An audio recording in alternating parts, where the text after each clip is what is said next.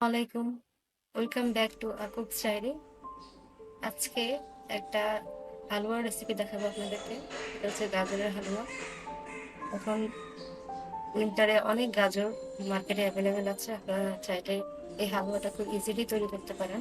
এটা খুবই পুষ্টিকর একটা হালুয়া রেসিপি, যেটা বাচ্চারা খুব মজা করে খায়। আমি প্রায় 1 কেজি পরিমাণে গাজর নিয়ে নিয়েছি। এই গাজরটাকে প্রথমে ছিঁড়ে নেব।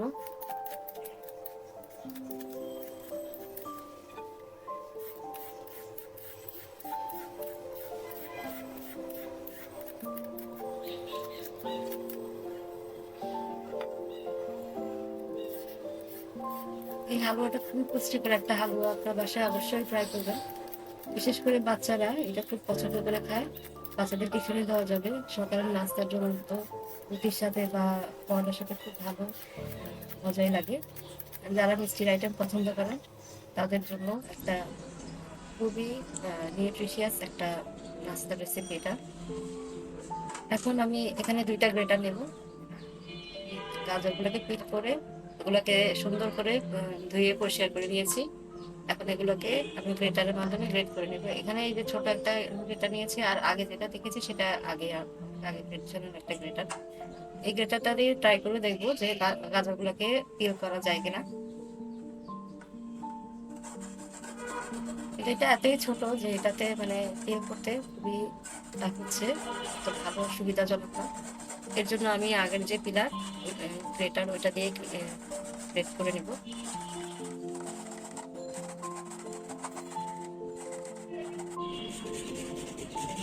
এটাতে খুব ইজিলি গ্রেট করা যায়। এখন বাজারে অনেক রকমের গ্রেটার পাওয়া যায়। আপনারা গ্রেটার নিয়ে এসে এইভাবে গাজর প্রিজার্ভ করেও রাখতে পারেন। ছোট ছোট পলিথিনের ভিতর রেখে দিলে সারা বছর গাজরের চাহিদা পূরণ হয়।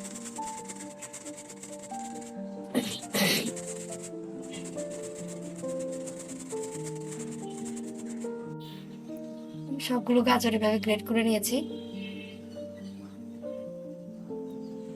এখানে আমি নিয়েছি এলাচ, দারুচিনি, তেজপাতা, কিশমিশ, 2 রকমের বাদাম নিয়েছি, কাঠবাদাম আর কাজু বাদাম। 2টা বাদামকেই আমি সুন্দর করে ধুয়ে নিয়েছি। কাঠবাদামটাকে ধুয়ে এটার চামড়াটা ছিঁড়ে নিয়েছি। আর এখানে দুধ নিয়েছি 1/2 লিটার। এটাকে ঘন করে আমি 1 পোয়া করে ফেলেছি, বা 250 গ্রামের মতো করেছি। এখানে আছে আপনার গাজরগুলো, যেগুলো আমি কুচি করে নিয়েছি। এখানে প্রায় 800 গ্রামের মতো গাজর হয়েছে। আর চিনি নিয়েছি আমি 300 গ্রামের মতো। আপনারা চাইলে আরো বেশিও দিতে পারেন। আমি 300 গ্রাম পুরো দিব না, প্রায় 250 গ্রামের মতো চিনি দিব। লাল চিনি নিয়েছি, আপনারা চাইলে সাদা চিনিও অ্যাড করতে পারেন।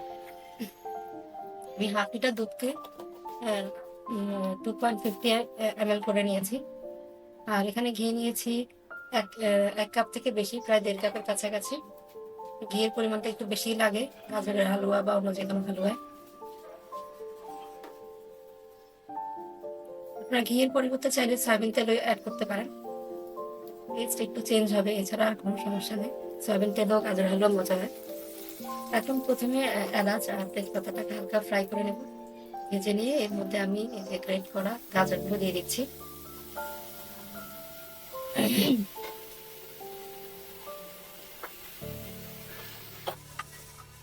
এই গাজরগুলোকে হালকা মানে নরম করে নেব, ভালো করে ফ্রাই করে। আর এখন এখানে সামান্য পরিমাণ লবণ দেবো। আপনারা লবণটা চাইলে অ্যাডও করতে পারেন, নাও করতে পারেন। অনেকেই মিষ্টি জিনিসে লবণ খান না, বাট আমি একটু লবণ দেবো। লবণ দিলে স্বাদটা একটু ভালো লাগে। আর এখানে চিনি দিব, আমি 2বার করে চিনি অ্যাড করবো।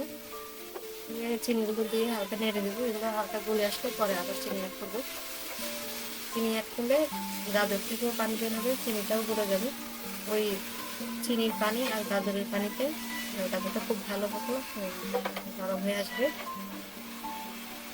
আর আবার চিনিটা দিচ্ছি, দিয়ে ভালো মতো নেড়ে দেবো।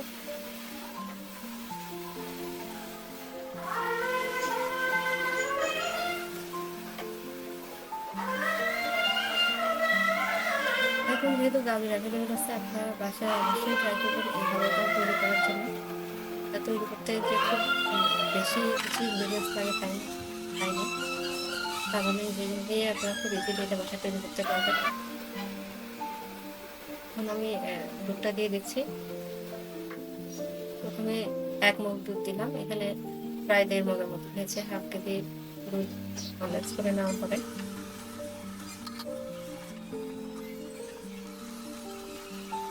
এখন নেড়ে নেড়ে দেবো, যাতে দুধটা খুব ভালো মতো গাজর আর চিনির এই মিশ্রণটা এটার সাথে মিশে যায়।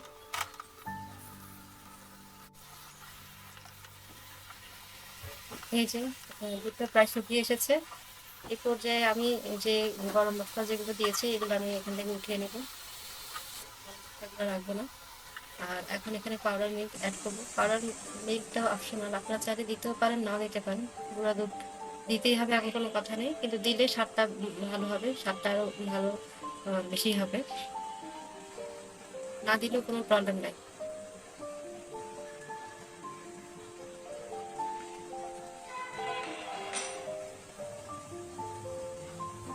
গুঁড়ো দুধটা দিতে হবে একবারে শেষ পর্যায়ে, যখন হালকা দুধ হালকা থাকবে, বেশি দুধ থাকবে না হালুয়াটার মধ্যে।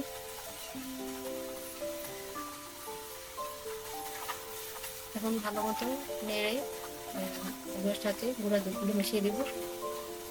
এই যে আমি এখন ড্রাই যে স্পাইসগুলো দিয়েছিলাম, দারচিনি, তেজপাতা, এগুলো উঠিয়ে দিচ্ছি।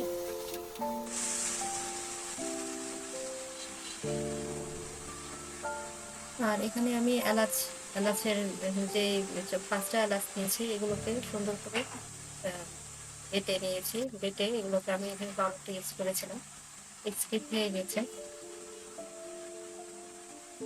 এখন বাদামগুলো অ্যাড করে দিয়েছি। বাদামগুলো খুব সুন্দর করে কুচি কুচি করে নিয়ে কেটে দিয়েছি। আর কিসমিসটা আমি এভাবেই দিয়ে দিচ্ছি। আপনারা চাইলে বাদাম আর কিসমিস এগুলোকে ঘিতেও ফ্রাই করে নিতে পারেন। আমি ঘিতে ফ্রাই করে নিই, আমার কাছে এটার কাঁচা রস কিন্তু এটাই ভালো লাগে। আমি নেড়ে ছেড়ে এটা গাজরের হালুয়ার সাথে মিশিয়ে নেবো, তখনই অনেকটা এটা ভাগ হয়ে যাবে। এটাকে আলাদা করে ঘিতে ফ্রাই করে এটা অনেক শক্ত হয়ে যায়। যে হালুয়াটা প্রায় কমপ্লিট। খুব মজার একটা হালুয়া হয়েছে। হালুয়াটা খুবই সুন্দর, সফট, মুখে দিতেই সম্পূর্ণ মানে একদম গলে যাচ্ছে। বাসায় অবশ্যই ট্রাই করবেন তৈরি করার। আমাকে জানাবেন কেমন হয়েছে রেসিপিটি। সবসময় এই কুকস ডায়েরির সাথে থাকবেন। আমার চ্যানেলটিকে লাইক, কমেন্ট এবং সাবস্ক্রাইব করতে ভুলবেন না।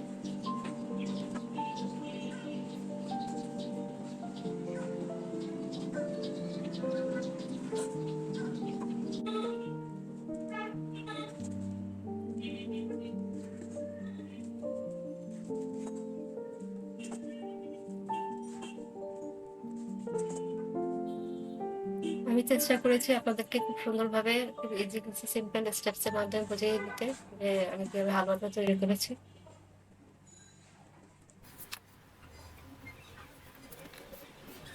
এই যে হালুয়াটা আমি এখন সার্ভ করে দিলাম।